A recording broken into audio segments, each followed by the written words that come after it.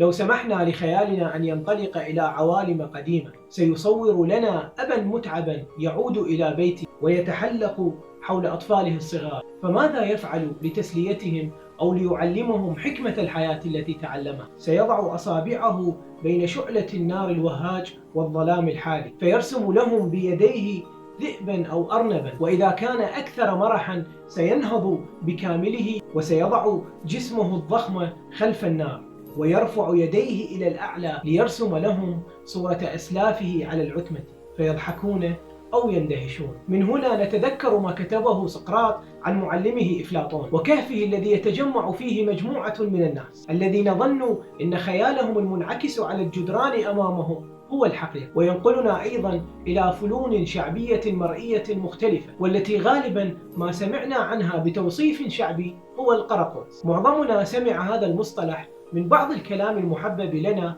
من جداتنا وأجدادنا، وقرقوز هذا تنسج حوله الكثير من الحكايات. أصل هذه الكلمة وهي الكراكوز تركي، وفي اللغة التركية يعني ذا العيون السود، ويقال إن هذا القرقوز له صديق اسمه هاسيوان، كانا يملكان حسا فكاهيا، وبسبب هذا الحس الفكاهي تأخرا في عمل كانا يعملانه لأجل السلطان أورخان المتوفي سنة 1826 ميلادي. قام السلطان بقطع رأسيهما، لكنه بعد ذلك ندم ندما شديدا وأبلغ حاشيته بصنع صندوق لخيال الظل لكي يمثلون فيه ما كان يفعله قرقوز وصديقه.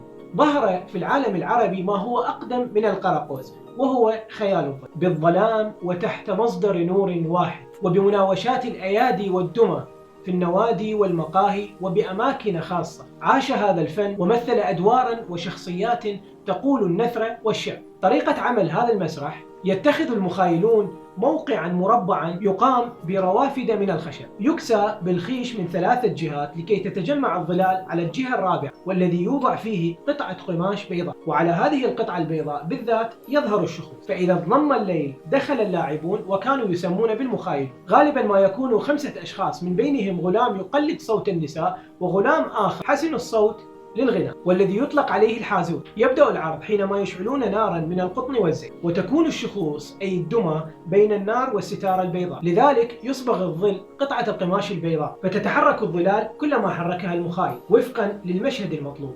يتم تحريك الدمى بعودين دقيقين من خشب الزعم، وتصنع هذه الدمى من جلود البقر. مسرح خيال الظل يعد من أقدم أشكال المسرح في العالم، وقد بدأ قبل آلاف السنين. تعود جذوره إلى الشرق الأقصى وبالأخص بالصين والهند، قبل أن ينتقل إلى العالم الإسلامي والشرق الأوسط. في العالم الإسلامي برع العديد من الفنانين والمجتمعات في استخدام مسرح خيال الظل، خاصة في العصور الوسطى والعصر العثماني. كان هذا الفن وسيلة فنية للتسلية وللنقد الاجتماعي والسياسي، واشتهرت به مناطق معينة مثل مصر وتركيا وسوريا. وأول من وصلنا له عمل عن خيال الظل هو ابن دانيال الموصلي المتوفي سنة 710 للهجرة، الطبيب الكحال والشاعر العراقي الذي ولد في الموصل وعاش في مصر خلال العصر المملوكي. والكحال كانت تعني طبيبا للعيون. كان ابن دانيال من أهم من برع في استخدام مسرح خيال الظل للنقد الساخر. أعماله كانت تعكس الواقع الاجتماعي والسياسي في مصر بطريقة فكاهية، مما جعله من رواد هذا الفن في العالم الإسلامي. هذا الفن واجه منعا وتضييقا في بعض الفترات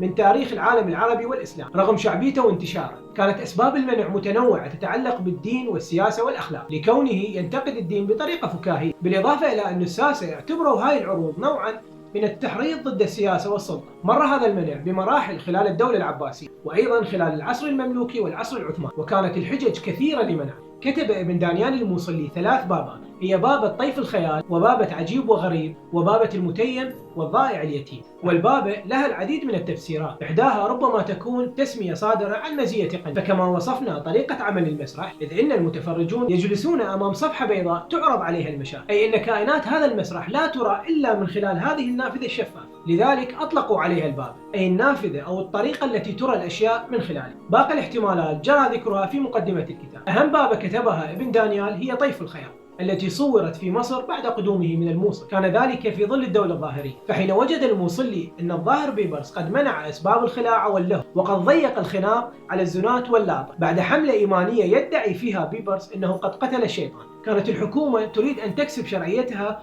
بمنعها الخمور وبيوت الله، ومحاولة جعل الدولة على حسب مزاجهم الديني. ولأجل ادعاء الظاهر بيبرس بأنه قتل الشيطان، رثى ابن دانيال أبا مرة بقصيدته الشهيرة وأبا مرة كناية للشيطان: مات يا قوم شيخنا إبليس وخلا منه ربعه المأنوس. باب الطيف الخيال تروي قصة مجموعة من الأبطال هم الأمير وصال، وهو أحد أمراء الجند، ومجموعة من الشخصيات الثانوية المعروفة في العصر المملوك: أم رشيد القوادة والشيخ عفلق زوجها. تدور الأحداث حول رغبة الأمير وصال في الزواج من امرأة جميلة وذات حسب ونسب، فتجمعه الأحداث بأم رشيد القوادة والتي تعده أن تجد له ما يريد. يتزوج هذا الأمير، وفي ليلة عرسه ينصدم بعد أن رفع الغشاء من وجه العروس ليجدها أقبح امرأة في الدنيا. يستشيط الأمير غضبا ويتوعد القوادة أم رشيد بالقتل، لكن حينما يذهب الأمير إلى بيتها يحلف لهم زوجها بأنها قد ماتت. هكذا يستسلم الأمير وصال بأنه قد سقط نتيجة لأفعاله، وينوي التوبة والذهاب إلى الحج لغسل الذنوب والمعاصي. هذا الخط العام للقصة، إلا أن المسرحية فيها العديد من الجوانب السياسية. تفضح الحكومة الدينية المزعومة التي حاول المماليك صناعتها لتسويق أفكارهم للبسطاء كما يحصل في زماننا. أما بابة عجيب وغريب كانت قصة شخصيتان مختلفتان في طبعهما متناقضتان في السلوك. الأول هو عجيب، نموذج للشخص الشحاذ المتجول من أبناء ساسان، وبنو ساسان هم الشحاذون وأهل المسألة. يقولون أن ساسان كان رجلا فقيرا حاذقا في الاستعطاء ودقيق الحيلة في الاستجداء، فنسب إليه المجدون. وعجيب إلى طبع عجيب، فهو يحمد الله على خلق للخمر، ويدعو كل الفقراء والشحاذين لممارسة عملهم بهمة كي يحصلوا على المال الوفير.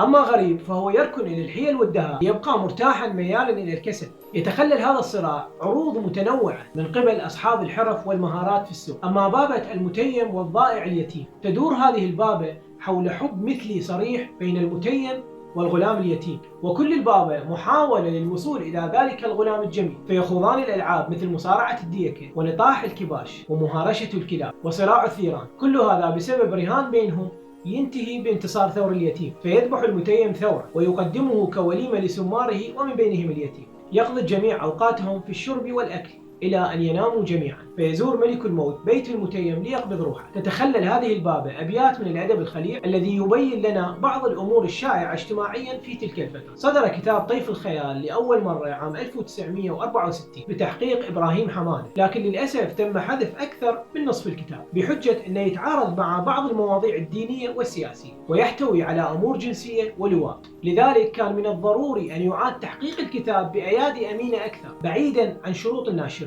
بهدف أن يكون النص الكامل بين أيدي القارئ. بهاي النسخة اعتمد الشاعر علي العطار بتحقيق الكتاب على المخطوطة التركية والإسبانية والمصرية، وتقريبا هاي كل المخطوطات الموجودة للكتاب حتى يوصل النص إلى شكله الكامل، رغم جرأته وتناوله لمواضيع سياسية وممارسات جنسية ولواط. صدر الكتاب عن دار التكوين بنسخته الأولى سنة 2024. ولهنا تنتهي حلقة اليوم، مع السلامة.